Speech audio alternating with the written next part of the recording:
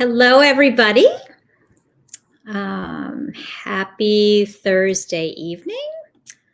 I'm just going to check and make sure that everything is okay from a tech standpoint, and then we will go ahead and get started.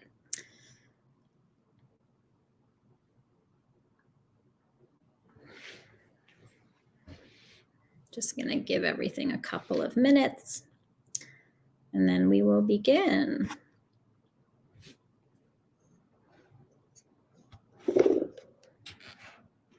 So my name is Dr. Jessica Friedman. For those of you who don't know me, for those of you who have not been here before, I am a physician. I am a former medical school admissions officer, as well as a former residency admissions officer. I am the chair and founder of Med Edit's Medical Admissions, and I do these lives every Thursday evening to answer all of your questions. And I also give everyone the opportunity to post questions on our Facebook group on the day of our lives so that, we can go ahead and answer those questions at the beginning of the live before everyone starts showing up, because it does generally take people a little bit of time to get here. So I'm going to go ahead. I'm going to head on over to our Facebook group. If for any reason you are not yet a member of our Facebook group, I do encourage you to join because, again, there is the opportunity to ask questions there in advance. I am also on the board every single day answering questions. So, and we're, forming a community where we have a lot of community members who, have a lot of great insights and their own experiences to share. And so I think it's really a great opportunity and resource for everybody, and, for parents and for students who either are going through this process, either at the pre-med level, at the med school level. We assist students who are getting into medical school, residency, and fellowship, and we often work with students through all phases of their medical education. So, so there's a lot of good information here for everyone. Okay, so let me start with Ronald's question. How should college, undergraduate, pre-med students log their internship experience for proof for the medical schools? Or maybe, how to log shadowing, clinical research, and volunteer work. So medical schools don't ask for proof for your hours. This is a process where integrity, honesty, and authenticity is valued. It is of the utmost importance. And so medical schools are going to trust what you put down on your application in terms of the number of hours you have spent on any given activity. They are looking for an approximation. So they're not looking for an exact number of hours, and they are not going to require any proof. So what I encourage students to do is, if they have a CV or a resume, I encourage them to keep that on their desktop, or on their Google Docs somewhere. And they should be logging, how many hours they are spending per week, how many weeks per year. And again, we're talking about averages here. So when you write up your med school application, you're entering the total number of hours that you have spent on a given experience over a period of time. And you also have the opportunity to enter your anticipated hours for that experience. So you also get credit for anything that you might be doing once you actually submit your application. So there really isn't, this doesn't have to be done in a formal way. It really is about whatever works best for your student. But I do think that it's always a great idea to keep an up-to-date resume or CV that you're always updating with every experience, even if it ends up being something, let's say, you don't even end up including in your medical school application, because sometimes students forget everything that they've done. And I think it's also a great way to keep track of, what they're doing and how their candidacy is sort of taking shape. And this is something that we pay a lot of attention to when we're working with students. How is your candidacy going to appear? What are the themes in your candidacy? Where are your interests? Which interests are we going to build upon? Which interests are going to sort of take a back seat? And so these are all kind of things that we pay attention to. And so that should sort of be There should be a record of that as well.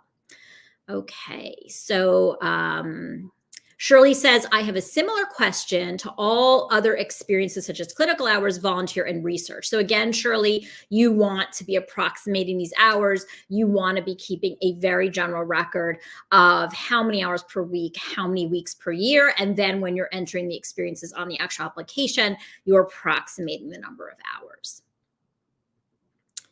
Okay. Okay. Mason asks, my daughter is still on a wait list for an invitation. Does she still have a chance? And what about other schools she has applied to? We haven't heard anything from them. So generally speaking, if you're on the wait list for an interview invitation, those types of holds that we generally call them for interviews, those are less likely in our experience to convert to interview invitations.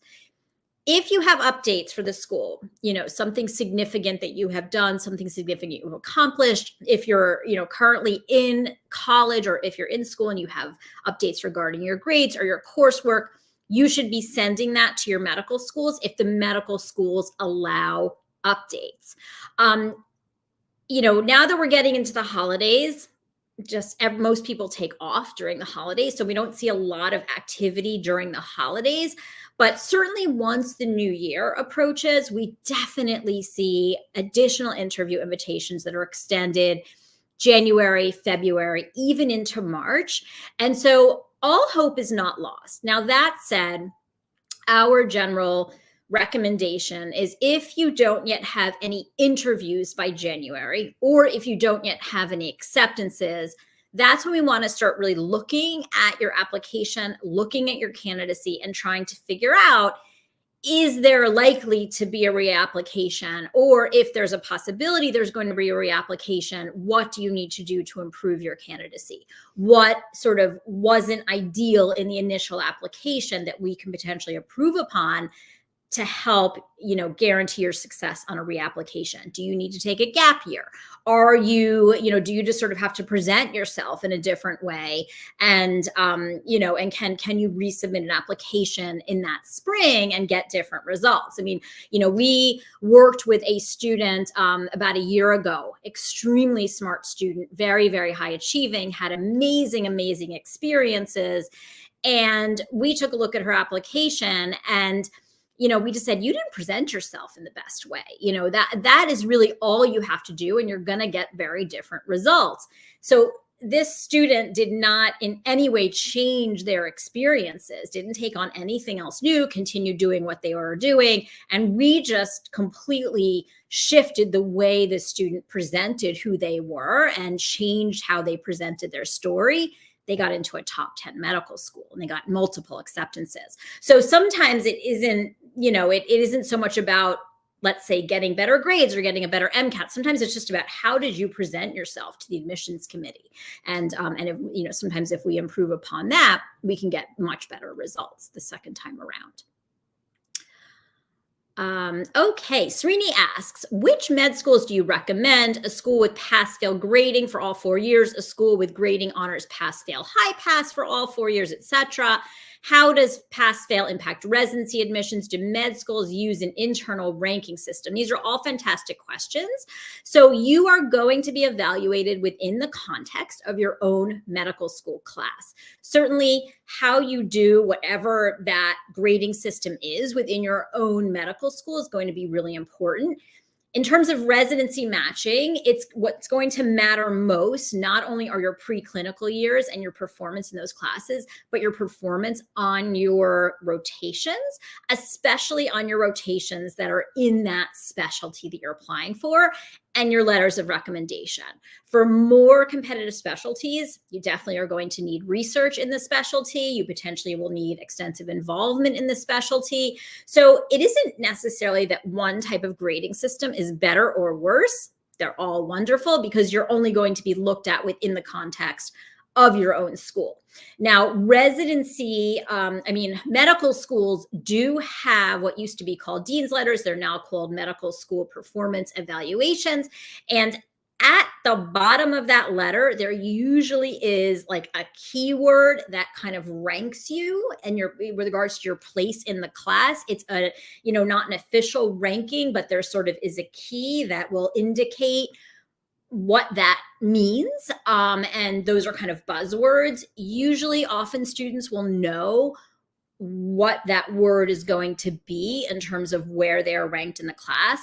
But there are things that you can do to improve your chances of matching by doing away rotations and things of that nature.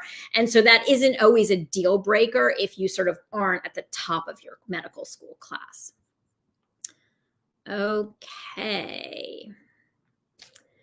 Ruchi asks, do state medical school admissions committees look at applicants doing pre-med from public universities more favorably than applicants applying from private universities?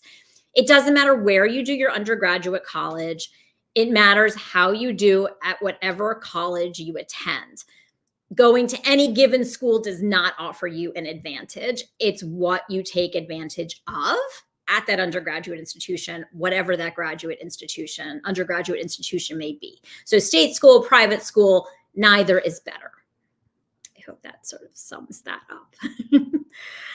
Okay, we have students who have great results from a huge range of colleges, geographic, private, super competitive, not as competitive. It really, really doesn't matter. All right. Current undergraduate senior is planning to do a post-bac, hoping to start in the fall, but most post-bac programs require an MCAT score for entrance, even though MCAT prep is part of the curriculum. Is it detrimental to take the MCAT only for the purposes of applying to post-bac programs? I think so, as I know it's best to take it once and be done. So Tracy, I would love to know which programs you're referring to that require an MCAT. Usually it's special master's programs, which are used as grade enhancement, academic enhancement. Post-bac programs where students are enrolling those programs because they haven't taken any medical school prerequisites at all don't usually require the MCAT. So I'd love to know which programs those are. If you can let me know, you can put that in the chat, and I'm happy to take a look at those programs because I do not recommend taking the MCAT without prepping for the MCAT. So I think there might be some information perhaps missing here. Okay. Siva asks, is there a list of medical schools who are research heavy, tier 1, tier 3 lists anywhere available in state or a general list? I'm looking at the MSAR at all the time, trying to figure it out, tier 1, tier 2 schools. I don't know, Siva, if there's really a tier ranking with regards to research heavy schools. I think if you were to look at each medical school's website, you can generally tell if it's a very research heavy school. Usually it's going to be the more competitive medical schools that are going to be a bit more research heavy, but the MSAR probably isn't going to give you a lot of information on that. But if you actually looked at the experiences, which you can find this in the MSAR, if you look at the percentage of students or, students who are accepted, matriculants who have research experience, that's going to give you an indication of how important research is to that medical school. Although I can tell you that most students who are accepted to allopathic med schools in the US do have some research experience. But I think if you were to look at the school's websites, you're going to be able to tell if there's a real emphasis on research versus, let's say primary care or rural medicine or something like that. Look at the mission statements as well. Selena asks, my daughter has had 5 interviews and is on one wait list. However, she hasn't received responses from several universities, including her home state. Would it be advisable for her to reach out to those colleges? And if so, how should she approach them? So first of all, Selena, having 5 interviews is amazing. That is, really, these are incredible results. I would expect her definitely to get some acceptances from 5 interviews. If there are schools that she has not yet heard from, she can do one of two things. She can either call those medical schools and she can just ask, I have applied to the medical school. I have not heard back. I wanted to inquire about the status of my application. And as long as when you call the med school, you're respectful, you're kind, they can tell you, what the status of your application is and when you may hear from them. The other thing she can do is she potentially can send updates to the medical schools if they allow for those types of communications. She may not hear back from them, though. That sort of is the issue, which is why if you really want to know the status of your application, I think it's ideal to call the medical school directly, just to call the admissions office and talk to whomever, the administrator is who picks up the phone. Okay, so let me go ahead and let's go to our questions. And if you have questions, wherever you are, wherever you're watching this from, just please post them in the comment section, and I will see them here, and I'll go ahead and I'll answer them. We'll highlight them as we go. Okay, so generally, when should pre-med students start doing clinical volunteering and research? A lot of this is going to depend on when your student ideally wants to apply to medical school. So if the student, let's say, wants to apply to medical school, ideally at the end of their junior year of college, they want to start with their pre-med experiences literally as soon as they start college. So they want to start seeking out those experiences, finding out what pre-meds do, finding out what the opportunities are in the area at the undergraduate college itself. They want to be doing that freshman year. If the student, however, let's say, is applying at the end of senior year, that gives them a little more time. I just talked to somebody last night who is intentionally taking 2 gap years. So this gives that student a lot more time to get some really valuable experiences that are going to help to distinguish him in the medical school application process. So when you start getting really involved in your experiences is going to really depend on when you want to apply to med school, when you can fit all that in. And some of this also depends on what kind of student you are. I mean, there are some students that we work with and they're able to take a full pre-med curriculum. They're able to, let's say, do 10, 15, 20 hours of research, a week. And they're also able to potentially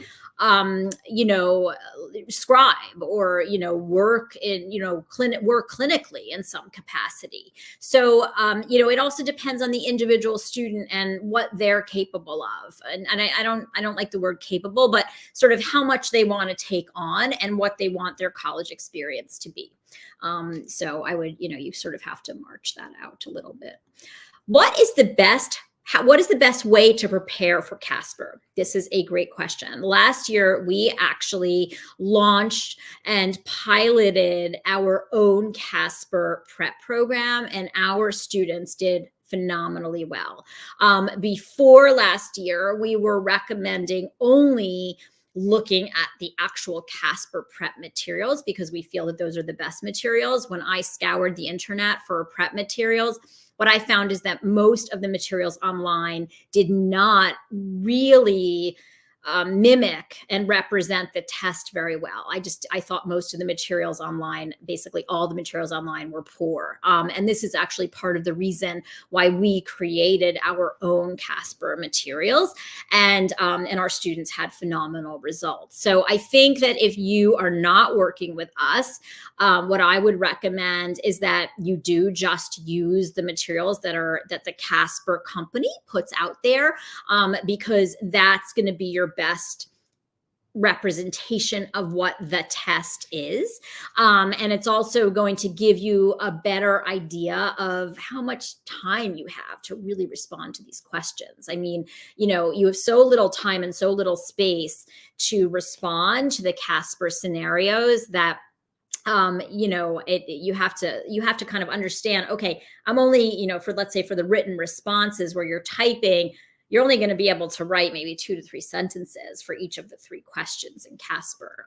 So do all of the practice tests that are offered by the actual company that is, putting out Casper, and be very, very careful which prep materials you're using, because a lot of them I just don't think do a great job prepping students. Okay. How can a student stand out to get into a BSMD program while attending their pricey summer medical camps help? No. Generally speaking, pay to play programs, pricey pay to play programs are not very helpful in admissions processes in general. Now, there are some pay to play programs that are the exception to this rule, especially at the high school level. But generally speaking, the expensive programs are not going to help. The best way to stand out as a BSMD applicant, number one, is to do an exceptional job academically. You want to get research experience. All of our BSMD students have research experience, and they all have clinical exposure. Some work as EMTs, some work as firefighters, depending on what state they're in and what the age requirements are for those positions. But a lot of our BSMD applicants are as competitive in terms of their extracurricular profiles as our medical school applicants. So it really is the same set of criteria largely. Oh, this is a good question. Okay, Hamza asks, is it worth retaking college courses you got a C in? Is it okay to get a C or a 2 on a transcript, or would retaking them not look good? So generally speaking, Hamza, we do not recommend retaking classes. And the reason is because a student would be expected to get an A on a retake.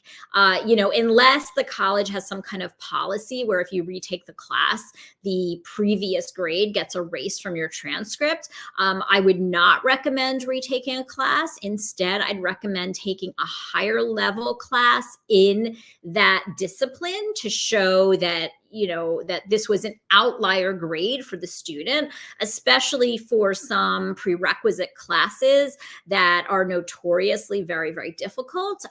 Students sometimes get low grades. If it's just 1 C on the transcript, that's not something we really worry about, assuming that everything else is where it needs to be. And we're looking at the overall GPA, which is still strong.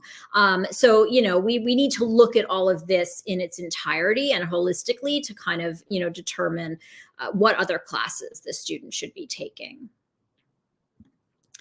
How much sway does the interviewer have with the admissions committee in general? In general, the interviewer, especially if we're talking about a traditional one-on-one interview and not an MMI interview, the interviewer has a lot of sway. They have a lot of input when it comes to your admissions decision. Your interviewer is generally going to be the one who decides to advocate for you, who pushes for you, who talks about how amazing you are, and who, endorses your candidacy and encourages everyone else to admit you. So once you get to the interview stage, it's your interviewer's input that is going to be the most important factor in your candidacy. What should a freshman pre-med student need to be doing their first summer after freshman year? Is taking the EMT program enough, or shadowing physicians fine?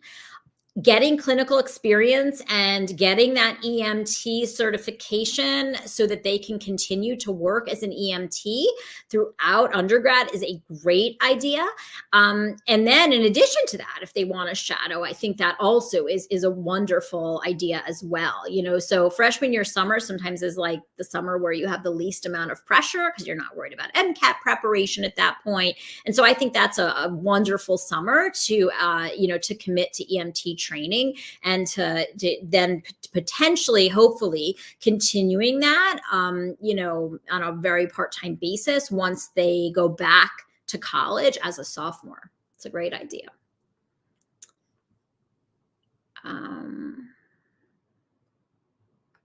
Hold on, I'm just reading these questions. Okay, so this is about a master's program. My son has all required science classes. The advisor suggested a postbac to help enhance his application for GPA purposes and to show he can do well in medical school level classes. One of them is FAU in Florida. I will look into that program specifically. either tomorrow or this weekend. It sounds to me like if the student has taken all of their medical school prerequisites, that what they're going to be looking at is more of a grade enhancement type of program, a special master's program. And for those programs, they probably will require an MCAT. Again, and the terminology here sometimes is a little bit difficult, but generally speaking, a post-bac program is a program where a student has either taken none of the medical school prerequisites, or maybe they've taken one or maybe two, depending on the post-bac program. But post-bac programs are usually for students who decide, a little bit later in college that they want to be pre-med and they don't have all of those prerequisites. Okay. My daughter has been working in a hospital in her gap year in a regulatory role. She interacts with doctors, but is not doing clinical research or patient interaction. She feels that her work is not likely to be worth updating the colleges on. Do you agree? I'm wondering what exactly her position is. If she's not interacting with patients, then it's not patient care. And if she's not doing research, then it's obviously not research. So I'm thinking maybe this is some type of clerical role. I think that if she's learning about hospital operations, she's learning about how hospitals run, she's perhaps shadowing physicians, and even if she's not directly interacting with patient care, it sounds like she's observing patient care. So I think if it's valuable to her and she's learned something, I think that it's worth updating the medical schools, and especially if this is how she's been spending her time, her gap year time, on a full-time basis. Okay.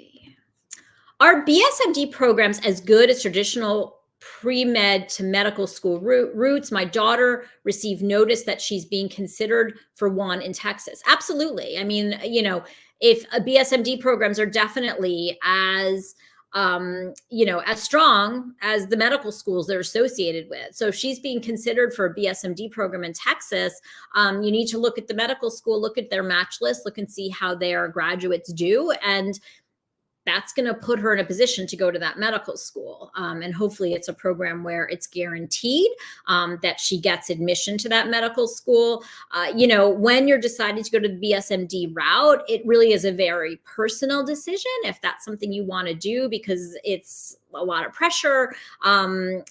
Sometimes for a lot of students, they don't necessarily have the maturity to make that decision. And so it really becomes, to me, more of a personal decision if that's something the student wants to do, or would they rather go their traditional college to med school route. Okay. Someone asked, can you please recommend some summer programs for high schoolers applying to BSMD programs? We do actually have a list of these programs on our website, which we can post in the group.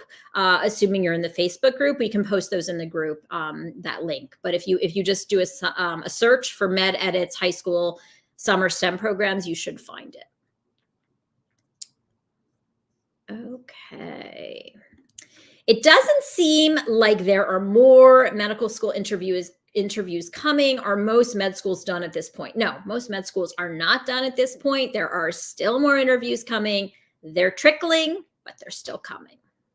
Yes, absolutely.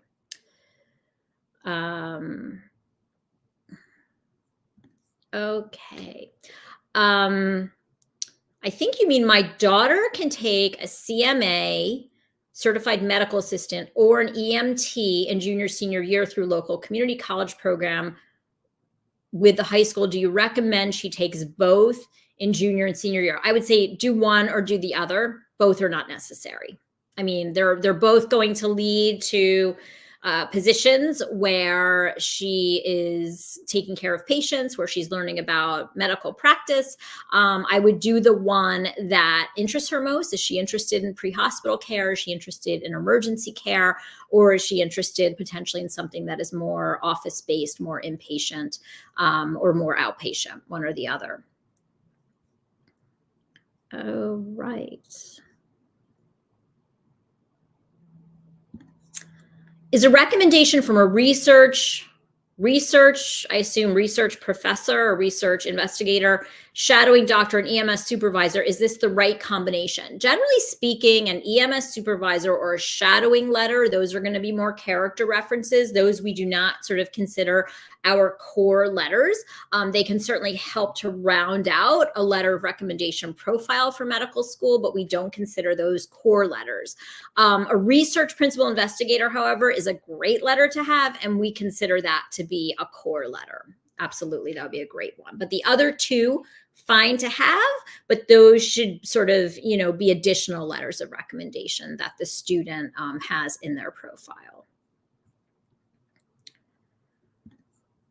Aside from sending a thank you letter to the medical school interviewer, is there anything else you should do to stay in touch, or should you just wait? First of all, I recommend sending email thank yous to your interviewers. And the reason is because that allows for two-way dialogue. If you thank them via email and they don't write back, don't worry about it. But let's say the student then ends up on a wait list and they want to reach out to their interviewer. Hello, Dr. So-and-so. I wanted to let you know that I'm on the wait list. I'm grateful to have that position on the wait list, but your school's my number one choice. I've communicated this to the admissions committee. I just wanted to let you know. So it allows for a little bit of two-way dialogue. It allows you to reach back out to that person without kind of having to remind them who you are. And that's why I like emails. Can my son take the MCAT and then decide on a gap year or not? Absolutely. Keep in mind, however, that there are many medical schools that want MCATs. They allow them MCATs to be a max of 2 years old. MCATs never expire, but there definitely are some schools that want you to have an MCAT that is 2 years old or less when you apply to medical school. So just sort of, I don't know exactly what your timing is, but just sort of factor that in. So if they're taking, let's say, the MCAT the beginning of their senior year, you're fine if the student then decides to take a gap year. That's absolutely okay. Good questions today. My son worked as a scribe in his half of freshman and junior year. Then he spent his time in research. Does it look bad on his MD admission? How important is continuity for clinical experience? No, I think this is fantastic. I mean, what's important, and again, it's very impressive to me when students are able to get scribing in, they're able to get research in all while they're undergraduates. This is really, really incredible. So there does not have to be continuity. You're not physicians, so continuity of care is not yet a concern.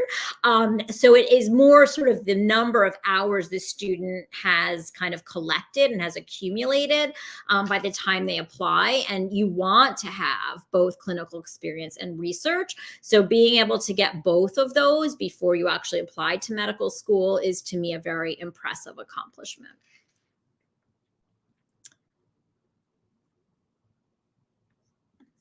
So, is there a right or wrong way to apply to medical school? Are gap years looked at negatively, or if you have the grades and the leadership experience and clinical, you should just go straight out of a 4-year program?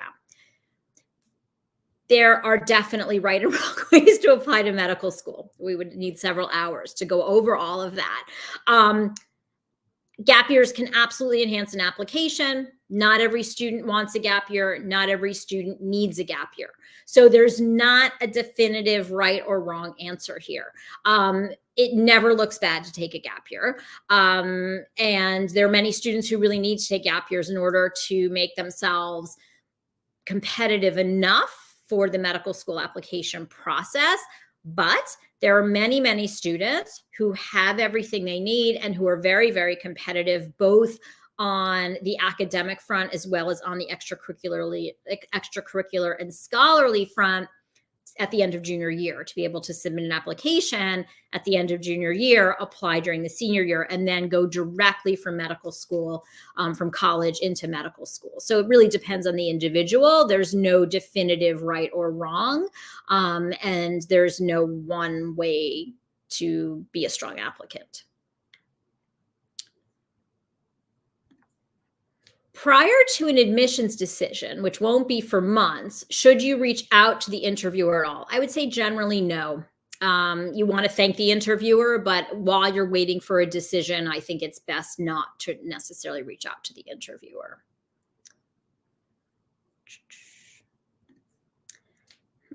How are clinical experience hours validated? They're not validated. um, you know, you are expected to be honest in this process. So, whatever hours you enter on your medical school application, it's assumed that those are the hours that you have worked. So, there is trust in this process. Future physicians are expected to be honest. They're expected to be ethical, and you're supposed to have integrity. So, anything that you put on your application is assumed to be true. And very, very rarely do medical school admissions committee members actually call contacts to verify anything. So, but during the interview process, people can sort of tell, especially if they're experienced interviewers, if something that you're putting on your application isn't 100% true. If there's something if there's just something about you that maybe suggests that there's a lack of integrity there. So, even if someone can't exactly put their finger on something, if they sense that you're trying to cover something up or something you've put on your application once that you're asked about an experience, you haven't actually had that experience, or the way you describe it is not exactly how you talk about it, even they're going to pick on some sort of, inconsistencies there, which then could potentially jeopardize your chances. So we 100% want all of our students to be completely honest on their application. Don't ever try to embellish, never lie. That will definitely get you nixed in this process. Brigido asks, can you comment on the Einstein Medical College accreditation issues? I don't know exactly what their issues are, but I can tell you that there are often times where medical schools will get cited for something. Usually it's something very, very minor. They're given specific direction in terms of what they have to improve, what they have to change.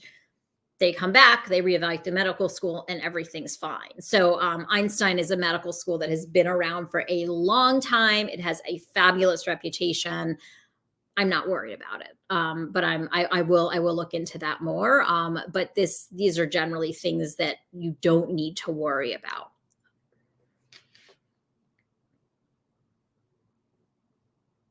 Oh, this is a good question. What are your thoughts on attending a new medical school? I think attending a new medical school is actually a phenomenal opportunity. And the reason is it because it allows you to be, sort of this founding initial class. So you get to be the charter class for a new medical school. Generally speaking, the faculty are going to be super enthusiastic. You get to shape sort of that medical school. They often will ask students for input. Sometimes you get amazing opportunities that way. And again, this is all about making yourself as competitive as you can be for residency. And you can do that from any U.S. allopathic medical school in the country. So certainly from a new medical school, it's possible that you might have to work a little bit harder in terms of making yourself really competitive, because that school isn't yet going to have a matching track record.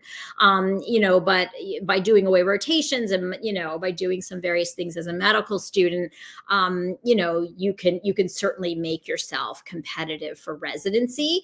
And I think that it sort of shows, you can explain why you attended a new medical school. And, I think it makes you sort of a natural leader and, kind of a trailblazer that you had, sort of that you were brave enough to do that, honestly, because a lot of people shy away from new medical schools. And I think that there's actually a lot of opportunity in attending them. Is it correct that most DO schools are mostly for students who want to be primary care doctors versus a cardiologist, etc.? Osteopathic medical schools, you can get any specialty, you can match into any specialty from an osteopathic medical school. The majority of osteopathic medical school students do match into primary care specialties. So it isn't that it's only for students who want to practice primary care. It's that that's what most students are competitive for in terms of getting into a residency. So for example, if you want to be a plastic surgeon or if you want to be an ophthalmologist, can you do that by going to an osteopathic medical school? Yes, you most definitely can. But is it going to be more difficult and more competitive to get that super competitive residency from an osteopathic medical school? Yes, it's going to be more competitive. By the same token, when you're then looking at residency programs, are there some residency programs where there are a larger percentage of residency graduates going into the super competitive specialties? Yes. Do those tend to be the more competitive residency programs? Yes. So you can sort of see that, you kind of will end up potentially, let's say, in a less competitive, let's say, internal medicine residency program, which then will put you in a less competitive position for a cardiology fellowship, just using your example. But is it impossible? No, nothing's impossible. How is FAU Medical School? FAU Medical School is terrific. We've only heard great things about FAU. And, like I've said before, any US allopathic medical school is a great medical school and can get you where you want to go. Can we transfer to another med school after joining one? And is there a specific process? It is extremely, extremely difficult to transfer medical schools. You can only transfer medical schools if someone happens to drop out and if there's an opening, and there isn't really a process for that. It's more about contacting individual medical schools and asking if they have any open positions. This is not something that we recommend. It's not like transferring colleges. There's not a process because, again, medical school classes are super small, and it's only going to be if there's attrition, and someone is, not progressing and they have an open position. Is it because DO schools are easier to get into versus MD schools? I think this is about the primary care question and, and how difficult it is to get a very competitive specialty. I mean, that's part of it. Generally speaking, students who are going to osteopathic medical schools are either students who really just want to be in an osteopathic medical school because, that philosophy really appeals to them, and maybe they've worked with an osteopathic physician that practices manipulative therapy, and that's what they want to do. But generally speaking, yes, osteopathic medical schools are not as competitive to get into, and their graduates are only going to be competitive for certain residencies and certain specialties.